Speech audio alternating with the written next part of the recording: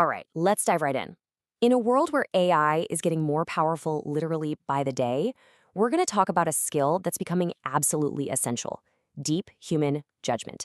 This isn't about writing better prompts. It's about building something inside you that AI just can't touch. And this quote just hits the nail on the head, doesn't it? AI can spit out endless options, endless articles, endless images. But let's be honest, a lot of it is just, well, generic slop. So the real game changer isn't about making more stuff. It's about being the person who can spot what's actually good, what's meaningful, and what really connects. So what is this new essential skill? We're going to call it taste. Now, I know that word can sound a little stuffy, maybe even a bit elitist, but that's not what we're talking about here. Think of it as a practical, learnable skill, your secret weapon in a world flooded with machine-generated content. So let's break this down. Taste is basically your gut feeling. You know that feeling when you see something AI made and you just think, it's technically impressive, but it feels hollow, or something's just not quite right here. That instinct, that's your taste talking. And it's incredibly valuable. And this right here is the fundamental difference. AI is an incredible remix artist. It pulls from a mind-boggling amount of data that we've created, but it doesn't have a point of view.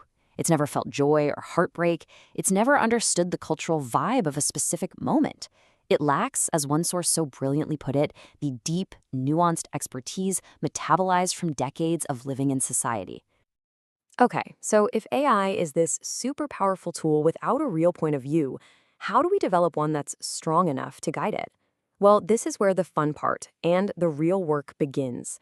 The key thing to get is that good taste is almost never an accident. It's something you build intentionally. Let's get into how. That's right, taste takes work. It's an active process.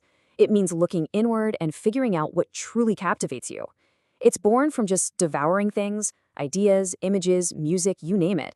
Not because someone said you should, but because you're genuinely fascinated and you just can't get enough. The basic idea is simple. You have to feed your mind with high-quality inputs. The things you see here are just the start. It's about stepping away from the endless, algorithm-fed scroll and actually engaging with excellence in all its forms. Because at the end of the day, the quality of your judgment is a direct reflection of the quality of what you consume. And you see this pattern again and again. People with really sharp judgment almost never look only within their own little bubble. The classic example, right? Steve Jobs famously took a calligraphy class in college. What does that have to do with computers? Well, nothing. And everything. That sense of typography and beauty became a core part of the Macintosh. That kind of cross-pollination is where the magic happens. So once you start taking in all these different amazing inputs, the next step is to shift gears from just passively observing to actively curating. This is the moment you start to really forge your own unique point of view. It all starts with just noticing. Really paying attention to the little things. Why does the rhythm of that sentence feel so perfect? What is it about the specific curve of that chair that makes it so beautiful? Why does the lighting in that movie make you feel a certain way? You have to train yourself to see the deliberate choices behind the things you love. There's this great little story that just perfectly captures this. Imagine you're that artist. Who do you listen to? If you only rely on what other people think, you'll be pulled in 1,000 different directions. At some point, you have to be the one to decide. Your own taste has to be your true north. So, here's a super practical starting point for you. Start asking yourself these two simple questions. What work do you consistently find yourself admiring?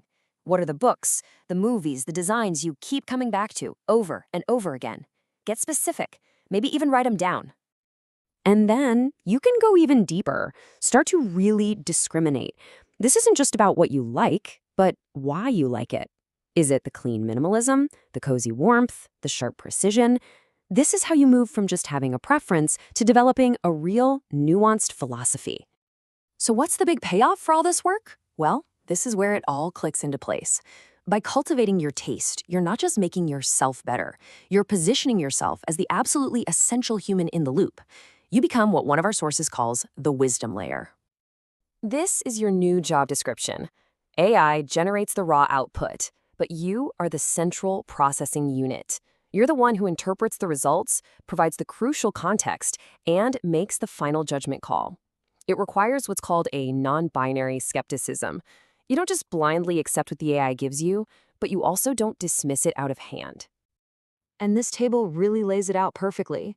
When you define your values, minimalism, warmth, whatever they are, you are providing the why. AI can mimic the what. It can copy a style, but it can never, ever understand the why.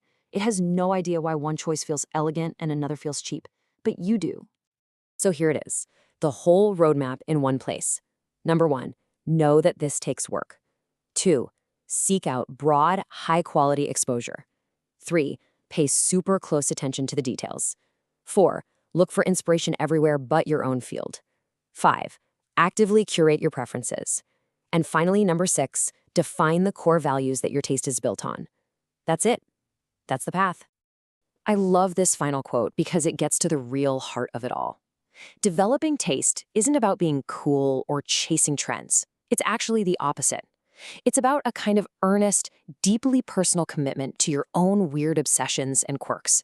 It's having the guts to trust the things that genuinely move you. So we'll leave you with this idea. As AI automates more and more of the what, your taste becomes your unique signature. It's the human fingerprint you leave on every single decision. So the real question isn't whether AI can create something, it's what will you, with your one-of-a-kind judgment, choose to create with it.